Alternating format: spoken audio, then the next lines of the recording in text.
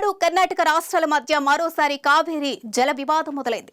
తమిళనాడుకు నీటిని విడుదల చేయాలి అంటూ కావేరీ వాటర్ రెగ్యులేటరీ కమిటీ ఇచ్చిన ఆదేశాలపై కర్ణాటక ప్రభుత్వం అసహనం వ్యక్తం చేయడంతో మరోసారి వివాదం ముదురుతుంది.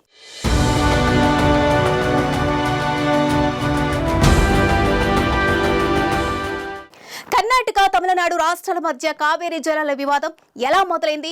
ఇక ఈ రాష్ట్రాల మధ్య నీటి వివాదానికి కారణమేంటి? కావేరీ జలాల వివాదం ఇప్పట్లో సద్దుమణిగే అవకాశం లేదా?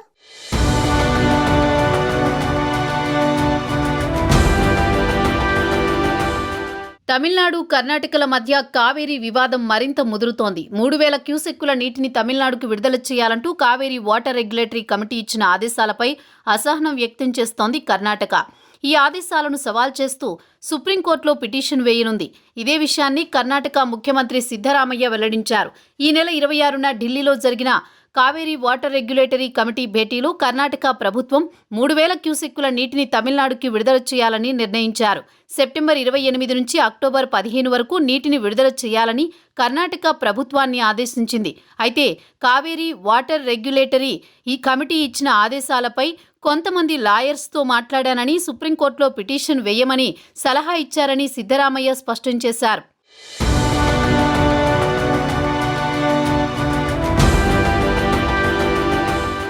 తమిళనాడుకు విడుదల చేసేందుకు తమ వద్ద నీళ్లు లేవని, ఈ ఆదేశాలను కోర్టులో సవాల్ చేయనున్నామని తెలిపిన సిద్ధరామయ్య న్యాయ పోరాటానికి సిద్ధమవుతున్నట్లు వెల్లడించారు. 194 తాలూకాలు కరువుతో అల్లాడుతున్నాయని, అక్కడ వానలు కురవాలని మహదేశ్వర ఆలయంలో ఎన్నోసార్లు పూజలు చేశామని తెలిపారు Siddaramaiah. Kaveri water regulatory committee ఇచ్చిన ఆదేశాల మేరకు నీటిని తమిళనాడుకు విడుదల చేసేందుకు తాము ఏమాత్రం అంగీకరించలేమంటూ చెప్పడం చర్చనీయాంశంగా మారింది. కావేరీ వాటర్ రెగ్యులేటరీ కమిటీ ఇచ్చిన ఆదేశాలపై రాజకీయాలు మొదలయ్యాయి. సిద్ధరామయ్య, డీకే శివకుమార్ తమిళనాడు ప్రభుత్వ ఏజెంట్లుగా పనిచేస్తున్నారని బీజేపీ, జేడీఎస్లు విమర్శలు చేస్తున్నాయి. తమిళనాడుకి ఎట్టి పరిస్థితుల్లోనూ నీళ్లు విడుదల చేయకూడదని డిమాండ్ చేస్తున్నాయి. మరోవైపు సిద్ధరామయ్య, శివకుమార్లు తమిళనాడు ఏజెంట్లుగా పనిచేయడం మానుకోవాలని, అసలు నిజాలేంటో తెలుసుకోవాలన్నారు మాజీ సీఎం యడియూరప్ప. దీంతో తమిళనాడు, కర్ణాటకల మధ్య మొదలైన నీటి వివాదం కాస్త రాజకీయ వివాదంగా మారుతోంది.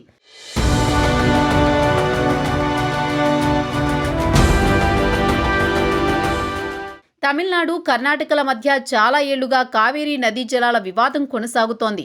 2018లో సుప్రీంకోర్టు కీలక తీర్పునిచ్చింది. కర్ణాటకకు అదనంగా 14.75 టీఎంసీల నీళ్లు విడుదల చేయాలని ఆదేశించింది. తమిళనాడు వాటాని అదే స్థాయిలో తగ్గించింది. బెంగళూరు సిటీలో తాగునీటి అవసరాలు తీర్చుకునేందుకు ఉన్న ఒకే ఒక రిసోర్స్ ఈ కావేరీ నదీ జలాలే. అంతేకాదు కర్ణాటకలోని మాండ్యలో వ్యవసాయ భూములకు ఈ నీరే ఆధారం. అయితే దీనిపై రెండు రాష్ట్రాల మధ్య తరచూ వివాదం నడుస్తూనే ఉంటుంది. ఇప్పుడు ఈ వివాదం మరోసారి తెరపైకి వచ్చింది. ఇక్కడ రాష్ట్రాల వాదన ఏంటంటే 2018లో సుప్రీంకోర్టు ఇచ్చిన ఆదేశాలను పాటించడం తప్పనిసరే, కానీ ఇది సాధారణ వర్షపాతం నమోదైనప్పుడు మాత్రమే వర్తిస్తుంది. ఈ ఏడాది వర్షపాతం 30% మేర తక్కువగా నమోదైంది. అలాంటప్పుడు కూడా సుప్రీంకోర్టు ఇచ్చిన ఆదేశాలనే పాటించాలంటే ఎలా అని కర్ణాటక వాదిస్తోంది. ఈ వివాదంలో ప్రధాని నరేంద్ర మోదీ జోక్యం చేసుకుని పరిష్కరించాలని డిమాండ్ చేస్తోంది.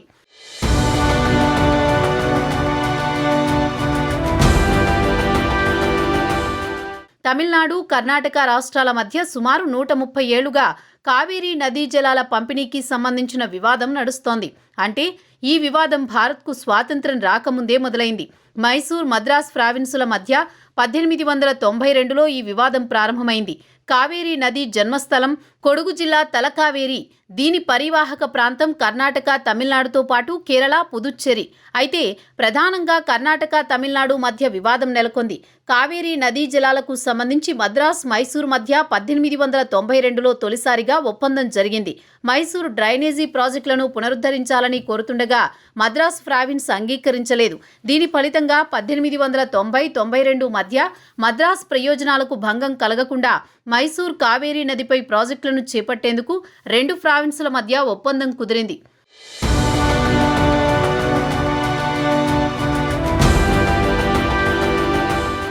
ఆ తర్వాత 1910లో మైసూర్ రాజు కృష్ణరాజు వడయార్, ప్రముఖ సివిల్ ఇంజనీర్ మోక్షగుండం విశ్వేశ్వరయ్యలతో కలిసి కావేరీ నదిపై కన్నంబడి గ్రామం వద్ద 41.5 టీఎంసీల నీటి నిల్వ సామర్థ్యంతో ప్రాజెక్టును నిర్మించాలని సంకల్పించారు. ఈ ప్రాజెక్టును 2 దశల్లో నిర్మించాలని భావించి మొదటి దశలో భాగంగా 11 టీఎంసీల సామర్థ్యంతో ప్రాజెక్టును నిర్మించారు. ఇక రెండో దశ పనులు ప్రారంభం కాగానే మద్రాసు రాష్ట్రం ఆగిపోయింది. కారణం ఈ సమయంలో మద్రాస్ మెట్టూరు డ్యాం నిర్మాణ పనులను చేపట్టింది. దీంతో మైసూర్ ప్రభుత్వం ప్రాజెక్టు మొదటి దశ నిర్మాణాన్ని నిలిపివేయాల్సి వచ్చింది. కానీ మైసూర్ రాజు మద్రాస్ ప్రెసిడెన్సీ విని తన పాత ప్రణాళిక ప్రకారం రెండవ దశ ప్రాజెక్టును తిరిగి ప్రారంభించారు. దీన్ని అర్థం చేసుకున్న మద్రాస్ ప్రావిన్స్ మైసూర్ సామ్రాజ్య కార్యకలాపాలను నిలిపివేసింది. మొదట 2 ప్రాంతాల మధ్య వివాదం చెలరేగినందున బ్రిటిష్ ఇండియా 1892 ఒప్పందం ప్రకారం 2 ప్రాంతాల మధ్య మధ్యవర్తిత్వాన్ని సిఫార్సు చేసింది.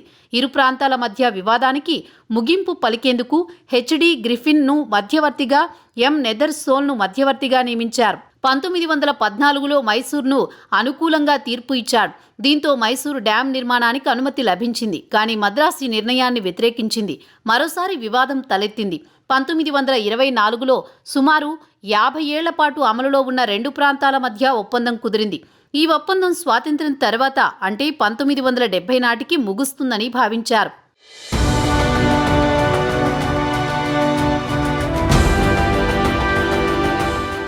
స్వాతంత్ర్యం వచ్చి భాషా ప్రయుక్త రాష్ట్రాల ఏర్పాటు తర్వాత కావేరీ నీటిని కర్ణాటక, తమిళనాడు, కేరళ, పుదుచ్చేరిలకు పంపాల్సి ఉంది. కానీ కావేరీ నదీ పరివాహక ప్రాంతం కర్ణాటకలో 32,000 చదరపు కిలోమీటర్లు, తమిళనాడులో 44,000 చదరపు కిలోమీటర్లుగా ఉంది.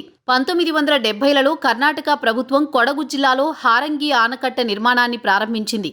అయితే తమిళనాడు ప్రభుత్వం కోర్టును ఆశ్రయించగా దీనిని వెంటనే నిలిపివేయాలని, ట్రిబ్యునల్ను ఏర్పాటు చేయాలని డిమాండ్ చేసింది. 1990 వరకు 2 రాష్ట్రాల మధ్య అనేక రౌండ్ల చర్చలు జరిగాయి. కానీ ఫలితం లేకపోయింది. సుప్రీంకోర్టు ఆదేశాల మేరకు భారత ప్రభుత్వం జూన్ 2, 1990న జస్టిస్ చితాష్ ముఖర్జీ అధ్యక్షతన ఒక ట్రిబ్యునల్ను ఏర్పాటు చేసింది. ఈ ట్రిబ్యునల్ ముందు ఇరు రాష్ట్రాలు తమ వాదనలు వినిపించాయి. వెంటనే నీటిని విడుదల చేసేలా కర్ణాటకను ఆదేశించాలని తమిళనాడు ట్రిబ్యునల్ను డిమాండ్ చేసింది. ట్రిబ్యునల్ కాదనడంతో కోర్టుకు వెళ్లి మరీ తమిళనాడు సాధించుకుంది. ఈ విషయంపై వివాదం చెలరేగడంతో బెంగళూరులో తమిళ ప్రజలపై దాడులు జరిగాయి. దీంతో నగరంలో నెల రోజుల పాటు పాఠశాలలు, కళాశాలలు మూతపడ్డాయి.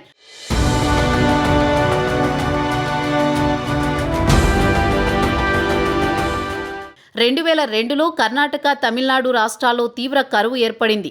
దీంతో 2 ప్రాంతాల్లో తీవ్ర నీటి ఎద్దడి నెలకొంది. చుక్క నీరు లేకుండా డ్యాంలు ఎండిపోయాయి. ఇలాంటి పరిస్థితుల్లో కూడా తమిళనాడు ఒప్పందాన్ని పాటించాలని కర్ణాటకకు సూచించింది. అయితే కర్ణాటక ఇందుకు సిద్ధమైంది. ఈ క్రమంలో 2002లో కావేరీ రివర్ అథారిటీ సమావేశం జరిగినప్పుడు తమిళనాడు సీఎం జయలలిత వాకౌట్ చేశారు. తమిళనాడుకు రోజుకు 1.25 టీఎంసీల చొప్పున నీటిని విడుదల చేయాలని కర్ణాటకను సుప్రీంకోర్టు ఆదేశించింది. అనంతరం జరిగిన సమావేశంలో రోజుకు 0.8 టీఎంసీల నీటిని విడుదల చేయాలని కావేరీ రివర్ అథారిటీ కర్ణాటకకు సూచించింది. అయితే సుప్రీంకోర్టు ఆదేశాలను కర్ణాటక రాష్ట్రం పాటించలేదు. దీంతో నీటి వివాదం మరింత పెరిగింది. కర్ణాటక ప్రజలు తమ రాష్ట్రంలోకి తమిళనాడు ప్రాంతం నుంచి వచ్చి వాహనాలను అడ్డుకున్నారు. ఆ తర్వాత 2012లో మళ్లీ కావేరీ జలాల వివాదం తలెత్తింది. తమిళనాడుకు 15 రోజుల పాటు 5,000 క్యూసెక్కుల నీటిని విడుదల చేయాలని కావేరీ బోర్డు ఇటీవల కర్ణాటక ప్రభుత్వాన్ని ఆదేశించింది. దీనిపై కన్నడవాసులు తీవ్ర అభ్యంతరం వ్యక్తం చేశారు. తాజాగా మరోసారి తమిళనాడుకు 15 రోజుల పాటు నీటిని విడుదల చేయాలంటూ బోర్డు ఆదేశించడంతో నీటి వివాదం మళ్లీ మొదలైంది.